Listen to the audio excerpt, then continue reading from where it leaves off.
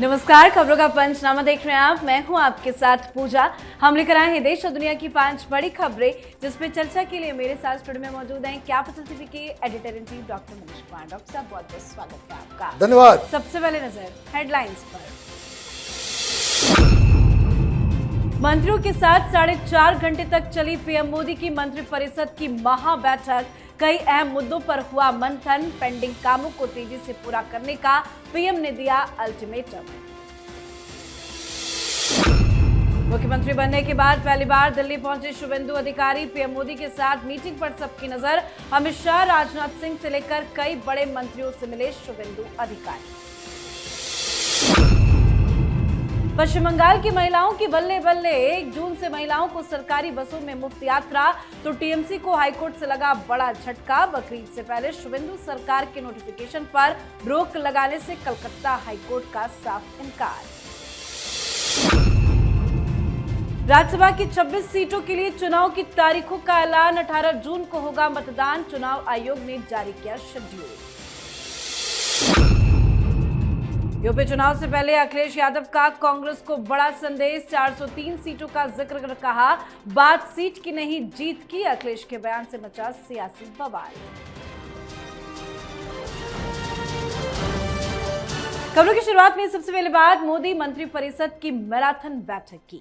5 देशों की यात्रा पूरी कर भारत लौटने के बाद प्रधानमंत्री नरेंद्र मोदी ने कल सेवा तीर्थ में केंद्रीय मंत्रिपरिषद की बैठक की अध्यक्षता की। इस बेहद महत्वपूर्ण बैठक में प्रधानमंत्री मोदी ने केंद्र सरकार के सभी विभागों के काम की समीक्षा की। बैठक में केंद्र सरकार के कृषि, वन, श्रम, सड़क परिवहन, कॉर्पोरेट, विदेश, कॉमर्स, पावर समेत 9 विभागों का प्रेजेंटेशन भी देखा। बैठक में केंद्र के सभी विभाग के मंत्रियों के साथ सचिव भी मौजूद रहे। 4.5 घंटे तक चली इस बैठक के दौरान पीएम मोदी ने सभी मंत्रालयों में रिफॉर्म पर जोर देते हुए हर चीज में सरलता लाने की बात कही है। साथ ही उन्होंने बैठक में शामिल सभी मंत्रियों और अधिकारियों को कम समय में ज्यादा काम करने के लिए भी प्रेरित किया है। मीटिंग की जानकारी देते हुए प्रधानमंत्री मोदी ने सोशल मीडिया प्लेटफॉर्म एक्स पर पोस्ट करके लिखा कि कल मंत्रिपरिषद की एक सार्थक बैठक हुई। हमने ईज ऑफ लिविंग और ईज ऑफ डूइंग बिजनेस को बढ़ावा देने से जुड़े विचारों और बेहतरीन तौर तरीकों का आदान प्रदान किया। इस बात पर चर्चा की कि विकसित भारत के हमारे साझा सपने को साकार करने के लिए सुधारों को और आगे कैसे बढ़ाया जाए। सर, 4.5 घंटे तक चली मंत्रिपरिषद की बैठक, क्या कुछ हुआ? देखिए, प्रधानमंत्री मोदी 5 देशों की यात्रा करके आते हैं और अचानक ये खबर जाती है कि कोई भी मंत्री दिल्ली छोड़ के बाहर नहीं जाएगा, आज मीटिंग है। प्रधानमंत्री जिस तरीके से काम करते हैं वो अनपैरेलल है और 4.5 घंटे और हर मंत्रालय के ऊपर प्रेजेंटेशन कि आपने 2 साल में क्या काम किए, और यहीं से शुरुआत होती है। मीटिंग में क्या हुआ उससे ज्यादा इंपॉर्टेंट ये समझना है कि प्रधानमंत्री करना क्या चाह रहे हैं। कई सारे लोगों की छुट्टी होने वाली है, संगठन में बदलाव होने वाला है, उत्तर प्रदेश में चुनाव है, बंगाल में, असम में मंत्रियों को चुनना है। ये सारी चीजें एक साथ बदलाव। इसका मतलब क्या है? इसका मतलब ये है कि प्रधानमंत्री मोदी ने 2029 के चुनाव की तैयारी अभी से शुरू कर दी।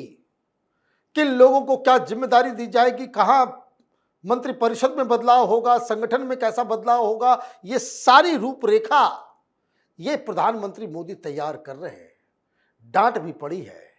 प्रधानमंत्री ने कहा मंत्रियों से कि हमने 2047 को ये वादा किया है कि तब तक भारत एक विकसित देश बन जाएगा। ये कोई वादा नहीं है, कोई भाषण नहीं है, ये हमारा कमिटमेंट है और उसी दृष्टि से आपके कामकाज की अवलोकन होगा, एनालाइज किया जाएगा, और जो काम करते हुए नहीं पाए जाएंगे अगले 15 दिन के अंदर जो कैबिनेट में बदलाव होगा उसमें कई सारे मंत्रियों की छुट्टी होने वाली है। बिल्कुल। तो मोदी मंत्रिपरिषद की मीटिंग काफी अहम रही। तो वहीं दिल्ली में आज पीएम मोदी का शेड्यूल भी काफी बिजी रहा। प्रधानमंत्री नरेंद्र मोदी और साइप्रस के राष्ट्रपति के बीच नई दिल्ली स्थित हैदराबाद हाउस में आज द्विपक्षीय वार्ता हुई। साथ ही बंगाल के मुख्यमंत्री शुभेंदु अधिकारी आज दिल्ली दौरे पर है। मुख्यमंत्री पद की शपथ लेने के बाद ये उनका पहला आधिकारिक दिल्ली दौरा है। उनकी प्रधानमंत्री नरेंद्र मोदी के साथ एक अहम बैठक प्रस्तावित है, जिसे बंगाल की राजनीति और विकास की दृष्टि से बेहद महत्वपूर्ण माना जा रहा है। सीएम शुभेंदु ने अमित शाह से भी मुलाकात की है। राजनाथ सिंह से लेकर कई बड़े मंत्रियों से भी मिले हैं। बंगाल में जारी एक्शन और मंत्रिमंडल विस्तार की खबरों के बीच शुभेंदु अधिकारी का दिल्ली दौरा काफी ज्यादा अहम माना जा रहा है। सर, सीएम बनने के बाद पहली बार शुभेंदु अधिकारी दिल्ली में मौजूद हैं। क्या कुछ लेकर यहां से जाएंगे पश्चिम बंगाल? देखिए, शाबाशियां लेकर के जाएंगे। जिस तरीके से वो काम कर रहे हैं वो अद्भुत है। कई सारे मंत्री शपथ लेते हैं, 10 दिन 15 दिन उनको चीजों को समझने में लग जाता है। आप देखिए, तमिलनाडु में, केरल में कोई इस तरह की खबर आ रही है कि ये फैसले हो रहे हैं, ये फैसले हो रहे हैं। हर जगह शुभेंदु अधिकारी। किस लिए? क्योंकि क्लियर कट आइडिया है उनको कि सरकार कैसे चलानी है। अब वो दिल्ली आए हैं। दिल्ली दो चीजों के लिए। हर मुख्यमंत्री जो शपथ लेता है वो एक कस्टम है कि वो आप राष्ट्रपति से, प्रधानमंत्री से आप जाकर के मिलते हैं, बातचीत करते हैं, किसी भी पार्टी के आप हो। तो एक तो वो प्रोटोकॉल के तहत मुलाकात हो रही है, लेकिन दिल्ली में इनकी मुलाकात बहुत अहम इसलिए मानी जा रही है क्योंकि अभी मंत्रिमंडल ने पूरा रूप नहीं देखा है। कौन लोग मंत्री बनेंगे, किन लोगों को केंद्र में लाया जाएगा, किन लोगों को वहां पे मंत्रालय दिए जाएंगे, किसको कौन सा डिपार्टमेंट देना चाहिए, ये तमाम चीजें वो दिल्ली में तय होना है।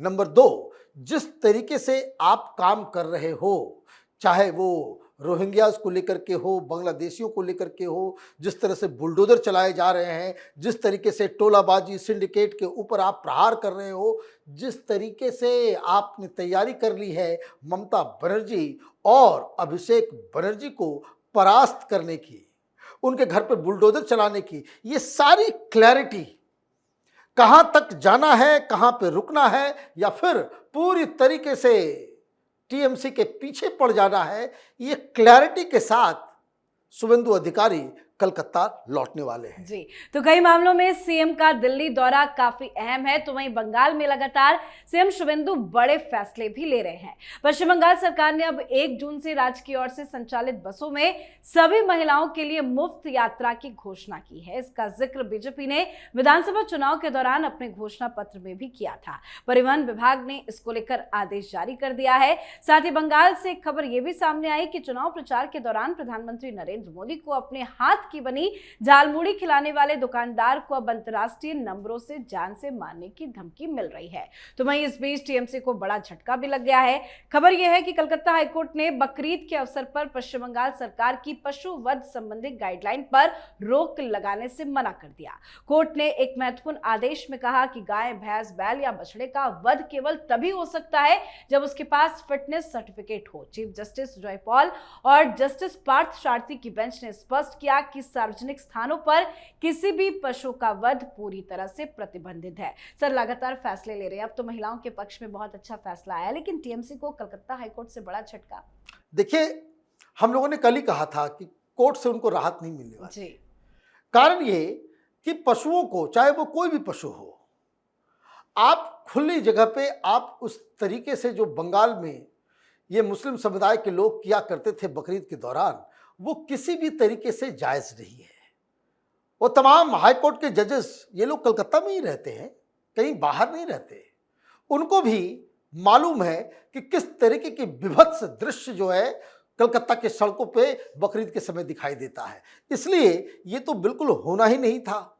लेकिन ममता बनर्जी को क्या हुआ है? जनता ने आपके खिलाफ इतना बड़ा वर्डिक्ट दिया है, और अगर आप इस बात को नहीं समझ पा रही हैं कि आपके इसी तरीके के मुस्लिम अपीजमेंट की वजह से आपको सजा मिली है, तो फिर आपकी बुद्धि की बलिहारी है। इसका मतलब यह है ममता बनर्जी सुधरने वाली नहीं है। तो पहली चीज तो ये, महिलाओं के बस के टिकट को माफ कर दिया गया। यही महुआ मोइत्रा चुनाव से पहले जब अमित शाह ने, प्रधानमंत्री ने महिलाओं के लिए इस तरह की फ्री बस ट्रेवल की योजना सुनाई थी तो वो मीडिया में आकर के कि बंगाल की महिलाएं को नहीं चाहिए, आप अपना रखो अपने पास, ये वो पता नहीं क्या क्या बातें।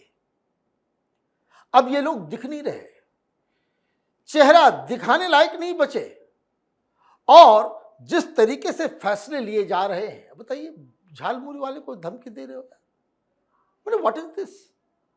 प्रधानमंत्री मोदी कहीं झालमुरी खा लिए, आप उसको धमकी दे रहे हो जान से मारने की।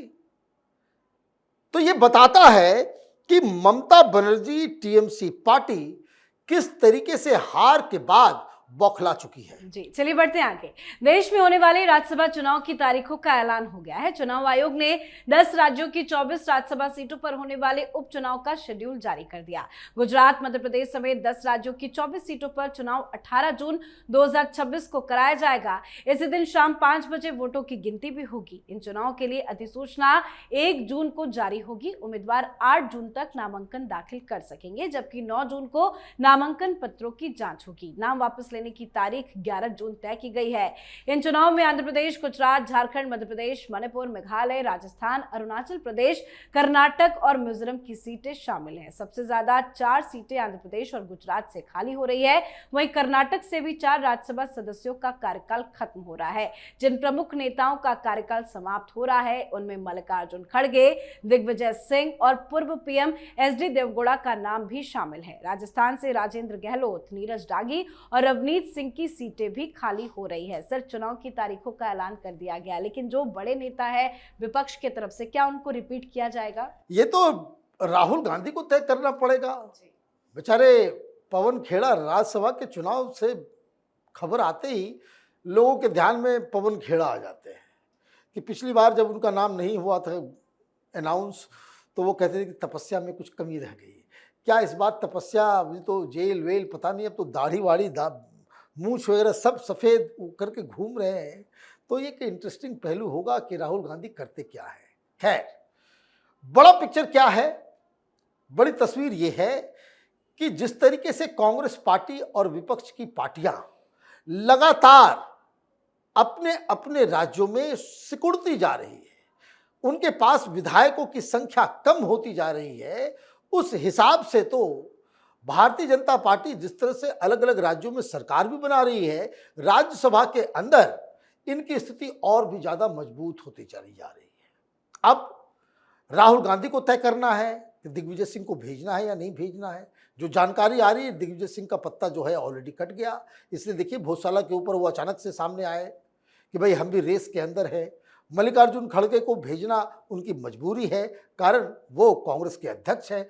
तो कांग्रेस पार्टी के अंदर इस चुनाव को लेकर आपस में ही ज़्यादा कंपटीशन दिख रहा है, और यकीन मानिए जिन लोगों को राज्यसभा की टिकटें नहीं दी जाएगी, जो नेता राज्यसभा नहीं पहुंच पाएंगे, आप देखिए फिर वही इन लोगों के लिए होगा कि आजकल कोई कॉकरोच पार्टी आई है, उसका रास्ता देखेंगे या फिर पार्टी को बदलने की ये लोग जुगत में लग जाएंगे। जी, अब बात आज की आखिरी खबर की। उत्तर प्रदेश में 2027 के विधानसभा चुनाव को लेकर सियासी घमासान भी तेज होता दिखाई दे रहा है। पिछले दिनों कांग्रेसी नेताओं की मायावती से मिलने की कोशिशों से यूपी की सियासत में हलचल बढ़ गई।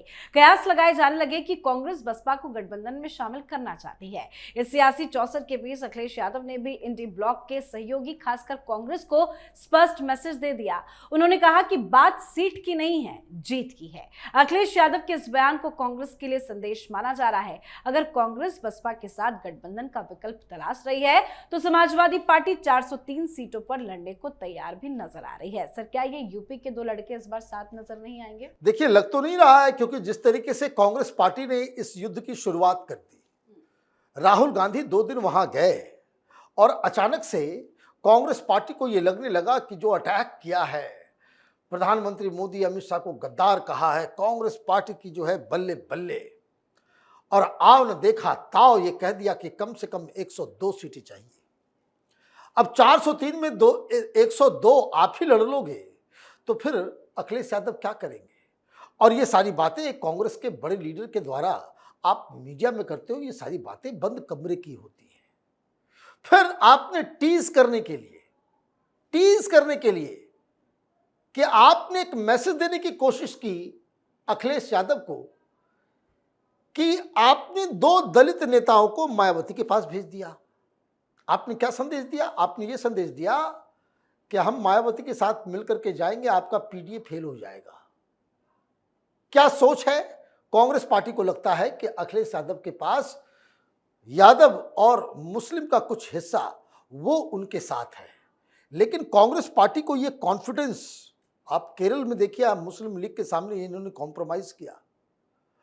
ये कॉन्फिडेंस इनको आ रहा है कि जिस तरह से कर्नाटक में, हिमाचल में, राजस्थान में, केरल के अंदर मुस्लिम समुदाय कांग्रेस पार्टी के साथ आई है, उसी तरीके से अगर हम उत्तर प्रदेश के अंदर मुसलमानों को अपने साथ ले लें और दलितों को अपने साथ ले लें, तो फिर अखिलेश यादव को झुकना पड़ेगा। तो ये पोस्चरिंग कांग्रेस पार्टी की तरफ से इसकी शुरुआत की गई। आप मैसेज देना चाह रहे थे तो message was taken. Akhilesh Yadav ने आपके मैसेज को समझ लिया और ये कहा कि ठीक है, आपको जहां जाना है जाओ, अब हम 403 सीटों के ऊपर हम तैयारी अपनी शुरू कर रहे हैं, हम कोई गठबंधन में नहीं जाएंगे। इसका मतलब ये है कि ये जो तमाम पत्रकार, पॉलिटिकल पंडित इंडी गठबंधन का जो माला जपने वाले लोग हैं, उनको ये काम छोड़ देना चाहिए। इंडी गठबंधन सिर्फ कागज पे है और कांग्रेस के लिए ये सिर्फ और सिर्फ 2024 के चुनाव के लिए था।